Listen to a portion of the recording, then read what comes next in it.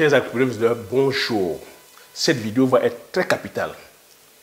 Le partage que je vais devoir faire ici, c'est un partage qui vaut de l'or. Donc je vais demander à chacun d'entre vous de pouvoir écouter cette vidéo attentivement parce que c'est une vidéo, c'est une mine d'or que je vais partager là. Pour toute personne qui aimerait aller entreprendre, pour toute personne qui aimerait aller investir en Afrique, pour toute personne qui aimerait aller lancer une ferme agricole ou qui aimerait aller lancer un business. Ça, c'est des conseils que tu n'entendras nulle part. Donc, si je prends de la peine pour partager cette vidéo, c'est parce que j'ai généralement plusieurs d'entre vous qui m'écrivez, qui m'appellent. Vous m'écrivez, m'appelez parce que vous savez que ça fait plus de 30 ans que je suis dans le domaine agricole.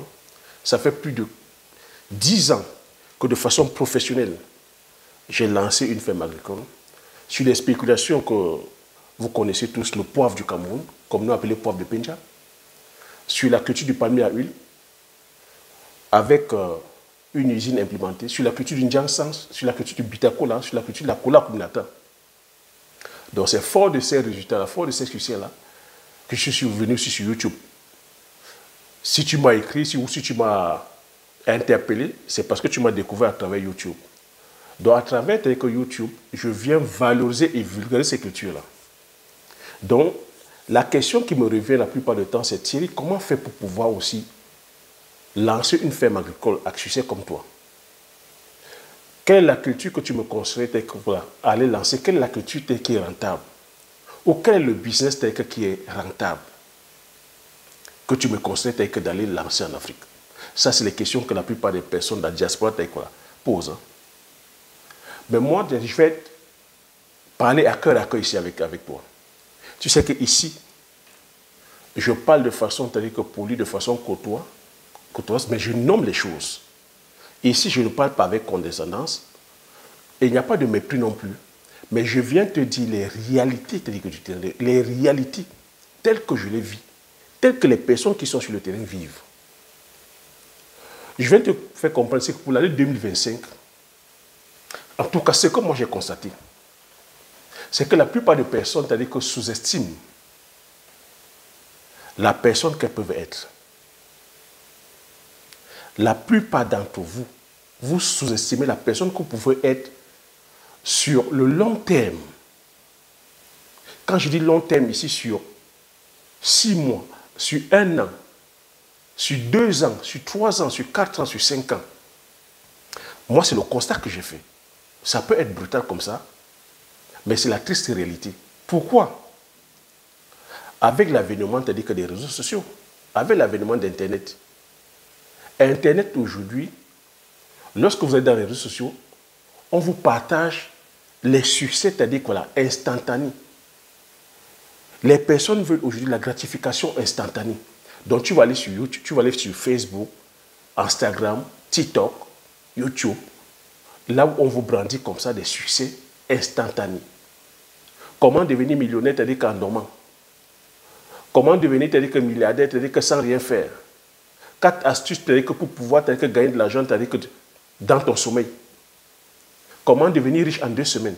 Donc les personnes sont comme ça à vous montrer plutôt c'est-à-dire que des résultats. À vous brandir l'argent facile, l'argent rapide, l'argent sans rien faire.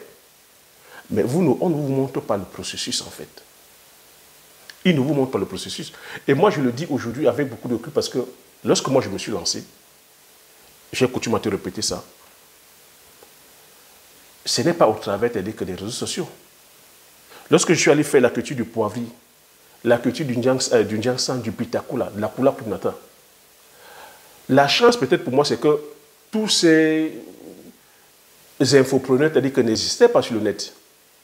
Donc je suis allé, par la force le pouvoir de ma pensée, je suis allé parce que j'étais animé par cette envie réelle de le faire. Donc ce que je vais te faire comprendre ici, c'est que si tu veux aller entreprendre dans le domaine agricole, il faudra comprendre que c'est quelque chose qui prend du temps. Du moins, c'est ce que j'essaie de t'expliquer ici depuis 5 ans. Que c'est un processus. Que devenir riche, on devient riche de l'intérieur. Ça va demander que tu te connaisses. C'est très important ce que je dis là. Se connaître, est-ce que tu te connais? Te connaître, c'est te connaître tes points forts, tes points faibles. Avoir un objectif et avoir des raisons claires. Quand on dit ici des raisons, c'est des raisons qui ne sont pas négociables. Tes raisons ici ne doivent pas être les raisons de ton voisin, de ton pasteur, de ton influenceur, de la société. Les raisons ici, c'est des raisons qui te sont chères. Et que comprendre que l'entrepreneuriat, que tu m'as dit, c'est la réalisation progressive d'un idéal de vie possible. Donc, c'est la réalisation progressive de ton idéal de vie. Et ce que je vais venir te faire comprendre ici, ou le secret que je vais partager ici avec toi, c'est ce que tu n'entendras pas. Tes coachs ne pourront pas te dire. Et tu m'entends des fois te dire, je ne suis pas coach. Quand je dis que je ne suis pas coach, c'est parce que je te partage mon expérience, le vécu. Parce qu'aujourd'hui, le mot coach, il suffit de lire un livre et on commence à répéter les phrases. Et tu vois que si tu vas plutôt sur Internet, si tu vas plutôt calquer, c'est-à-dire que ta réussite par rapport à celle des autres, tu n'es plus toi-même. Il te faut, c'est-à-dire qu'avoir une identité. Il te faut avoir des valeurs. C'est que si tu veux aller te lancer dans le secteur agricole, pourquoi est-ce que tu veux venir entreprendre dans le secteur agricole? Quelles sont les raisons? Et comprendre que l'entrepreneuriat, c'est une énergie. Le secret ici, c'est-à-dire que de l'entrepreneuriat, ce n'est pas la connaissance. Parce que la connaissance, tu peux l'acquérir.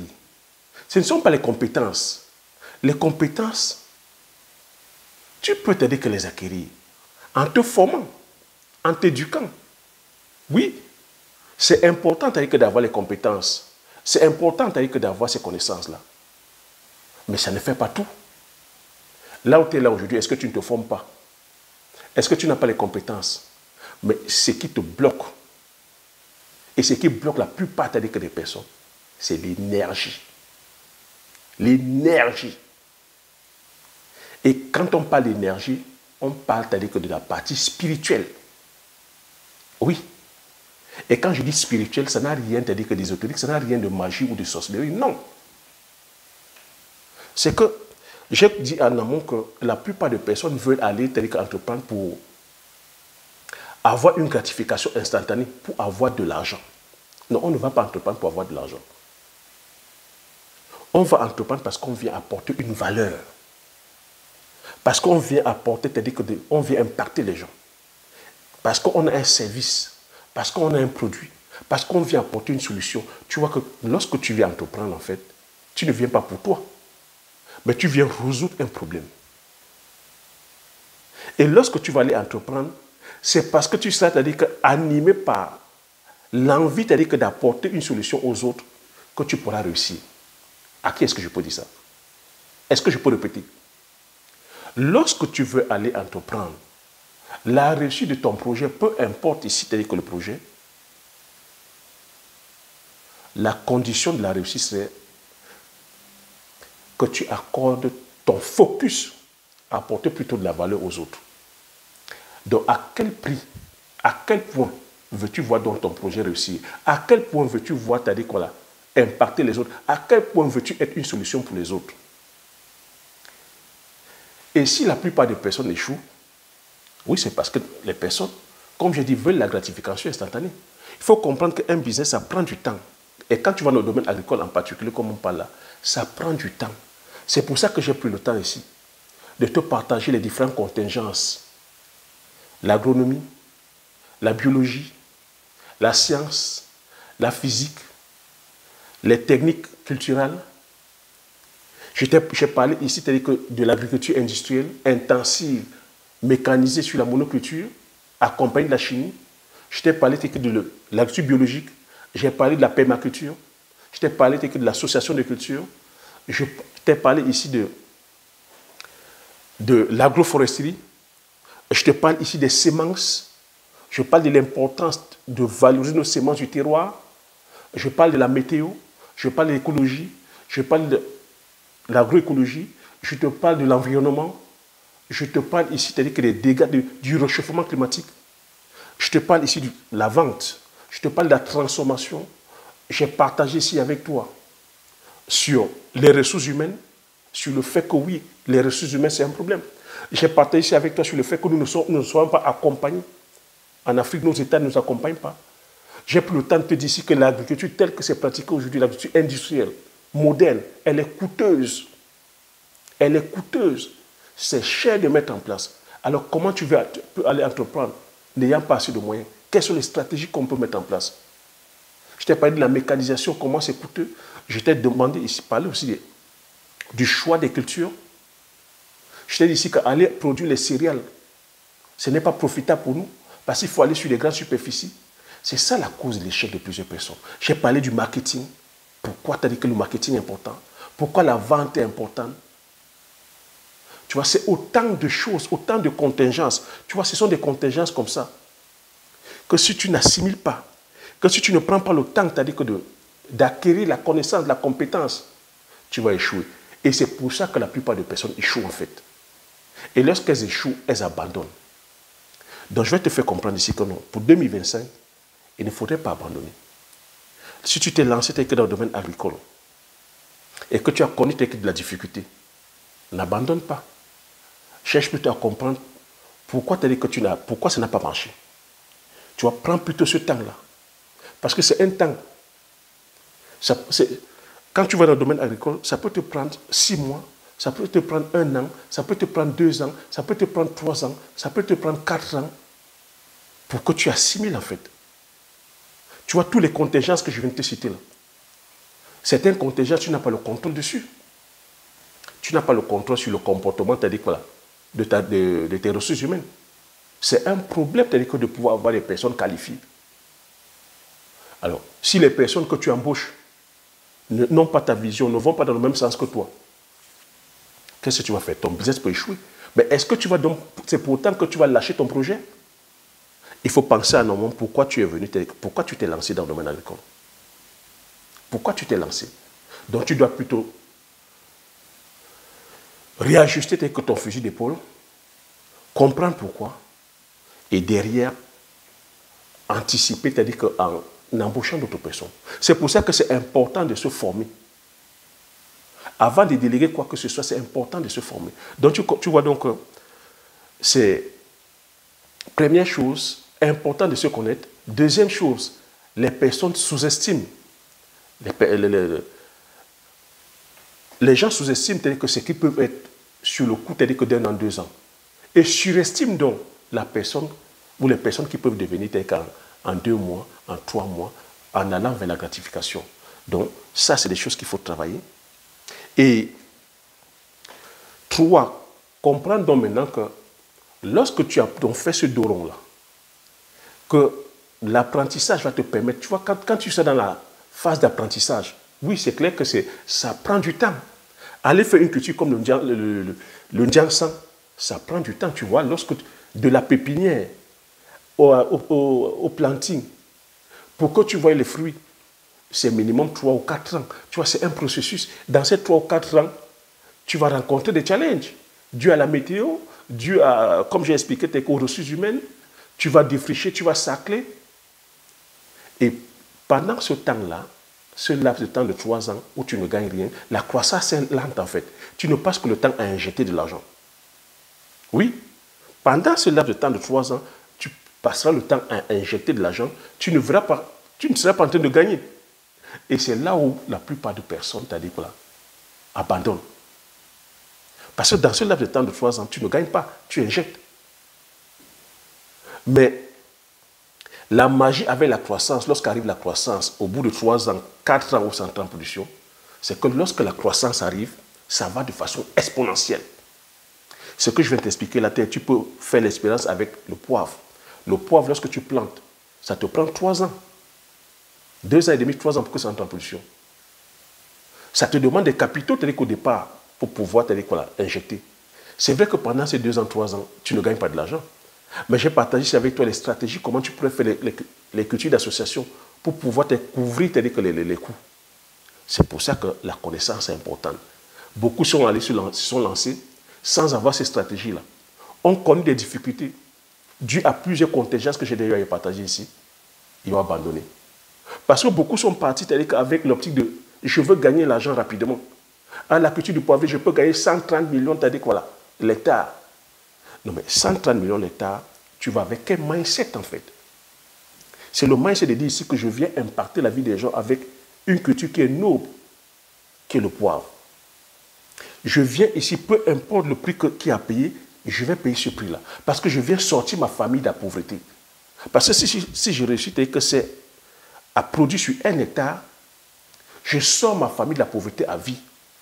Mais ce qui est encore génial avec la croissance, c'est que lorsque tu as donc maîtrisé le processus, lorsque tu parviens à faire 1 hectare de poivrier, 1 hectare de bitacola, de Jansan de bitacola ou 1 hectare de palmier à huile, la magie avec la croissance, c'est que ça va de façon exponentielle. Parce que là, tu as acquis l'expertise.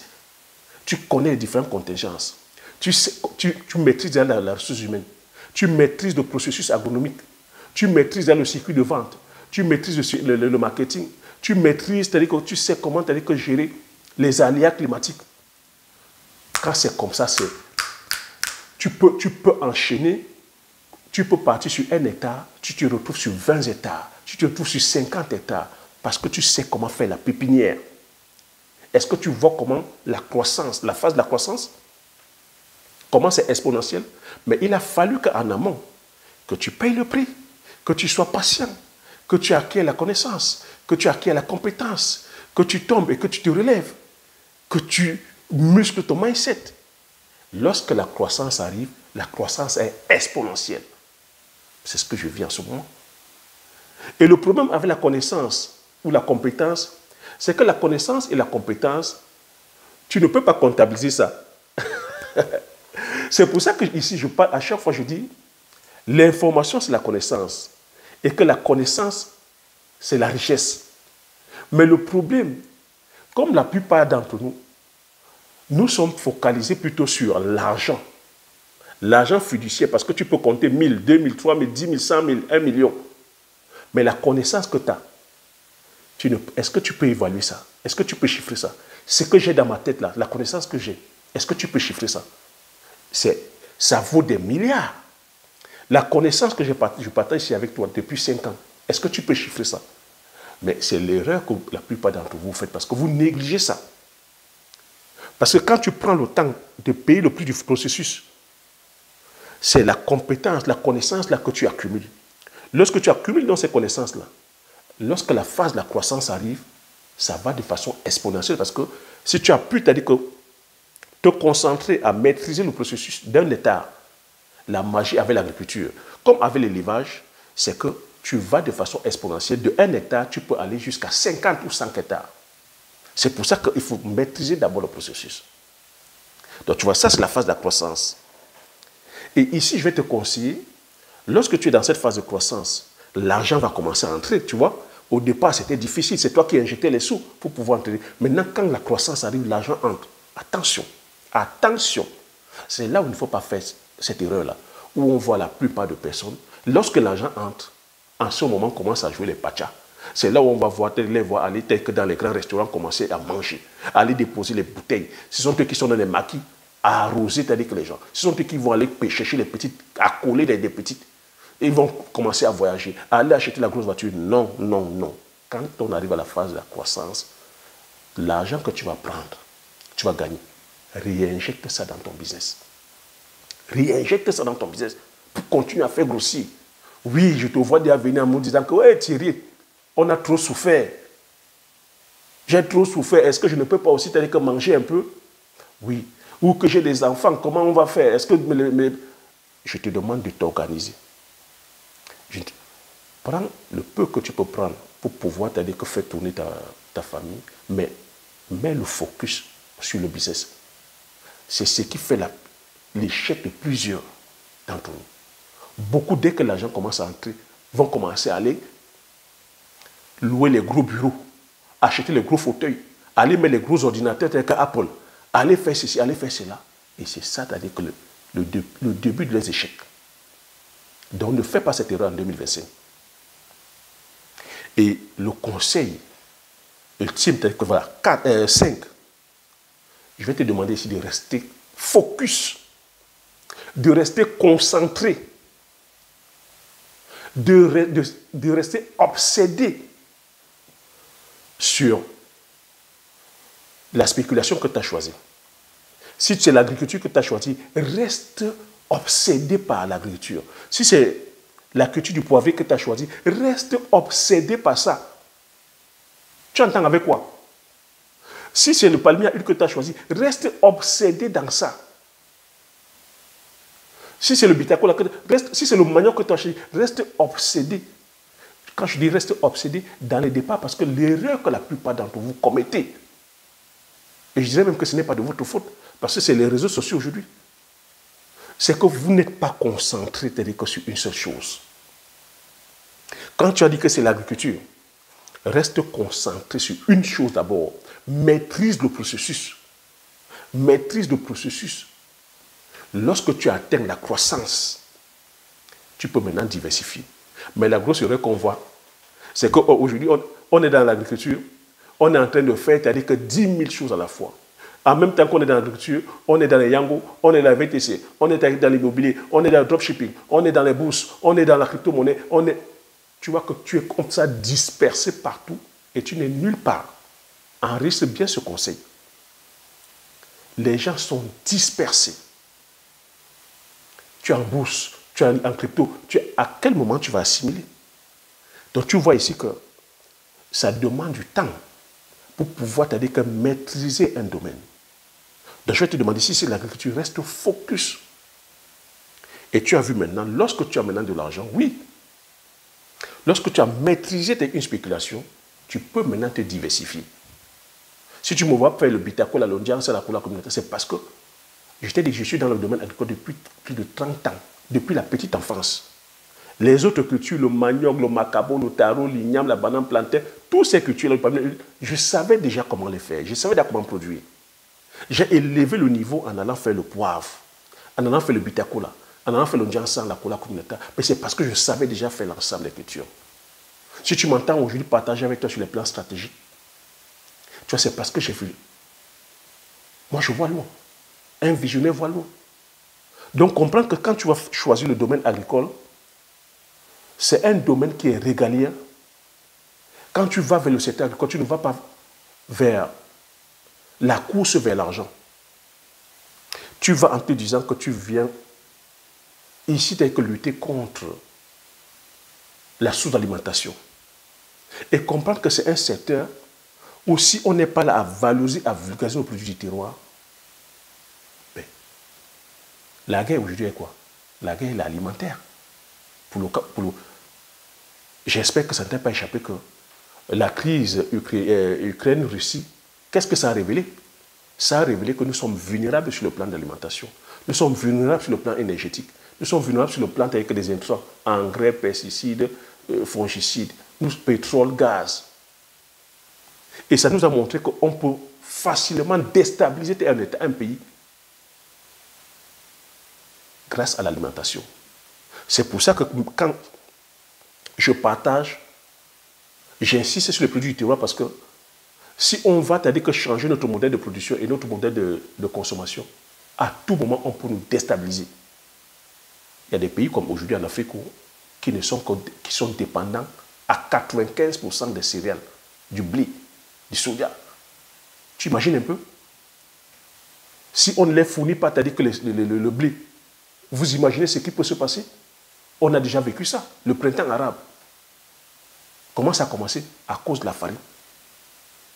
Donc c'est à nous de penser aujourd'hui, lorsqu'on va entreprendre, d'avoir des visions, d'avoir des valeurs, de comprendre que oui, les départs vont être difficiles, de payer le prix de ce sacrifice-là, afin qu'on puisse créer des richesses endogènes. C'est ça le leitmotiv de cette chaîne. Les richesses endogènes. Je pense que si j'ai pris 5 ans pour partager avec toi, c'est de te partager justement la vision, de te partager ici une idéologie. Et je te dis que c'est comme ça qu'on fait pour pouvoir gagner. Et gagner dans le long terme. Parce que si on veut créer une richesse générationnelle, c'est de penser sur le long terme. De ne pas être court-termiste, de ne pas chercher la gratification instantanée. Et que ceux qui vont vers la gratification instantanée, ben, n'ont que leurs yeux pour pleurer. Moi, je te le dis, Parce que tu n'as qu'à voir autour de toi. Quand on vient te dire que viens donner ton argent, va te coucher, te dire que là, tu n'auras rien à faire. C'est la pète. Et lorsque tu prends en fait le recul depuis la création de cette chaîne, tu vois que les lignes sont en train de bouger. Tu vois que le travail que nous faisons, c'est-à-dire qu'on abat le travail dans l'ombre. J'ai dit qu'il faut sortir de la lumière, travailler en silence et laisser tes résultats parler pour toi. Et je pense qu'en 5 ans, vous voyez, les lignes sont en train de bouger ici. Même le discours aujourd'hui du capitaine Ibrahim Traoré, c'est-à-dire que du Burkina, vous voyez que son discours, c'est de créer des richesses endogènes. Il est allé dans le domaine agricole. Lui-même, aujourd'hui, il développe par le biais, c'est-à-dire que des scientifiques burkinabés, des semences locales. Parce qu'il a compris qu'on ne peut que se nourrir par ce que nous-mêmes produisons. Aujourd'hui, il a créé une grande usine pour le traitement, c'est-à-dire que des déchets, c'est-à-dire que mini. Et ce sont les polytechniciens, c'est-à-dire que burkinabés, qui ont fabriqué les machines. Ce n'est que comme ça qu'on peut faire. Parce que tu ne peux pas te prévoir la souverain en disant que c'est les autres qui vont utiliser leur technologie. Parce que dans une technologie, il y a des brevets. Que ce soit les machines, que ce soit les semences, que ce soit les animaux, il y a des brevets. Et nous sommes dans un monde de rapport de force. Si tu n'es pas là à penser comme celui qui a créé, qui a créé la machine, ou qui a créé un objet, ou qui a créé les semences, ou qui a créé... Mais il te bloque. Si tu deviens donc dépendant de ce qu'il a fabriqué, il te déstabilise avec ça. Ibrahim Traoré a compris ça. Mais pourquoi on en arrive là? Ça va demander qu'on travaille, les amis. Ça va demander qu'on ait une vision sur le long terme. Ça va demander qu'on paye le prix de la connaissance. Ça va demander qu'on paye le prix de l'effort, le travail. Qu'on soit patient, qu'on soit courageux, qu'on soit déterminé pour pouvoir voir notre rêve se réaliser. L'entrepreneuriat, c'est la réalisation progressive d'un idéal de vie. C'est quoi ton idéal de vie? Quels sont les discours que tu écoutes? Qui est-ce que tu écoutes? Donc, quand vous êtes sur les réseaux sociaux et qu'on vous dit « Non, la production ne sert à rien.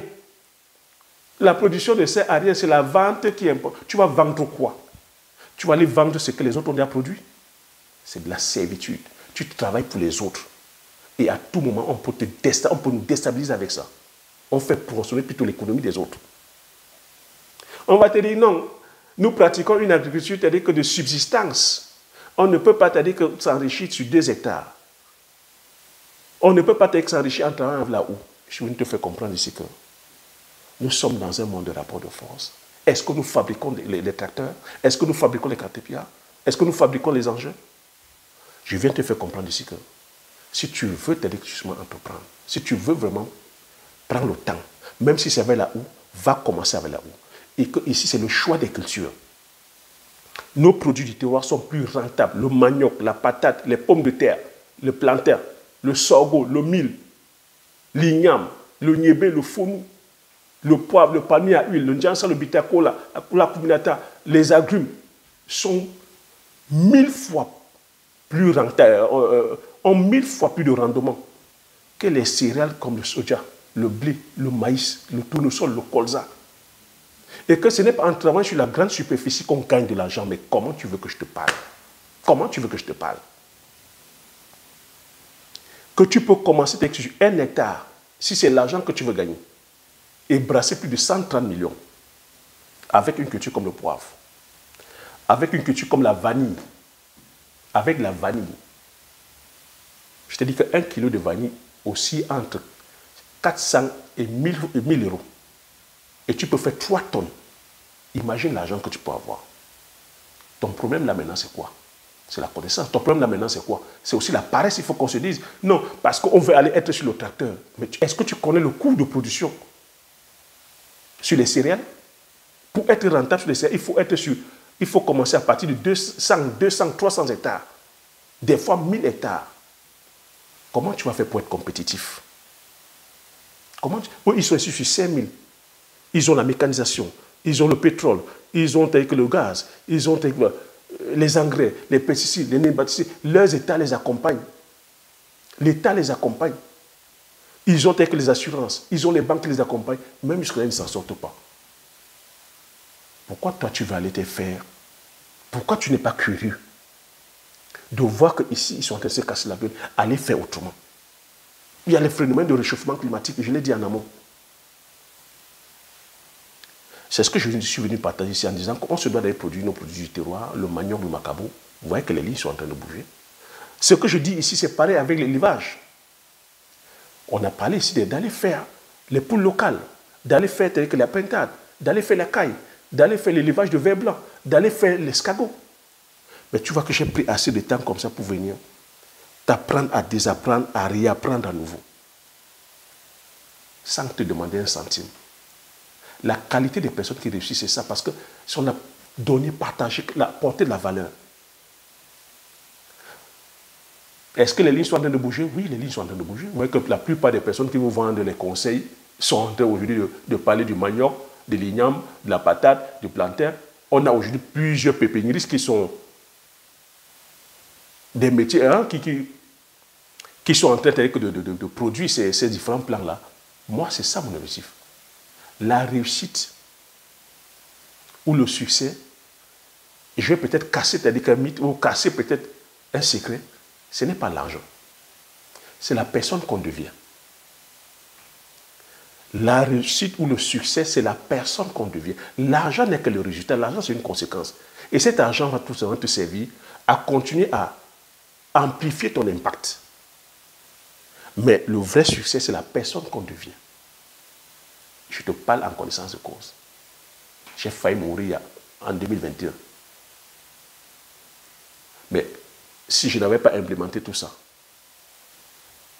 qu'est-ce qu'on retiendrait de moi? Qu'est-ce qu'on retiendrait de moi? C'est ça l'obsession de toute personne qui veut laisser un impact. Tu n'es pas là demain, qu'est-ce qu'on va retenir de toi? Qu'est-ce que tes enfants vont dire après toi? Qu'est-ce que ta famille va dire après toi? Qu'est-ce que les gens diront après toi? Qu'est-ce qu'on retiendra? Je pars demain, je touche du bois. Je pense au moins qu'une ou deux personnes diront, grâce à Thierry, j'ai pu faire ceci. Grâce à Thierry, dès que j'ai eu la connaissance de ceci, mes enfants pourront bénéficier, tel que justement, ma famille pourra bénéficier de l'héritage que j'ai laissé. Pendant que les choses bougent, je parle ici à la diaspora, nous sommes en pleine inflation, en pleine crise politique pour ceux qui sont ici en France, en pleine crise institutionnelle, en pleine crise économique, bientôt en pleine crise sociale. Qu'est-ce que tu es en train de faire pour pouvoir justement ne pas tomber dans ce gouffre-là? Tu attends que la machine vienne te broyer? Tu attends que l'État vienne apporter des solutions miracles? Tu attends que le Saint-Esprit vienne apporter des solutions miracles? Oui, les personnes qui ont la mentalité de richesse, la mentalité d'abondance, n'attendent pas, anticipent. Moi, c'est pour ça que j'ai anticipé il y a plus de 10 ans. Tout ce que je suis en train de voir aujourd'hui, crise économique, crise énergétique, crise institutionnelle, crise alimentaire, crise énergétique, crise sociale, ça ne me surprend pas. Il n'y a pas de nouveau sur le soleil.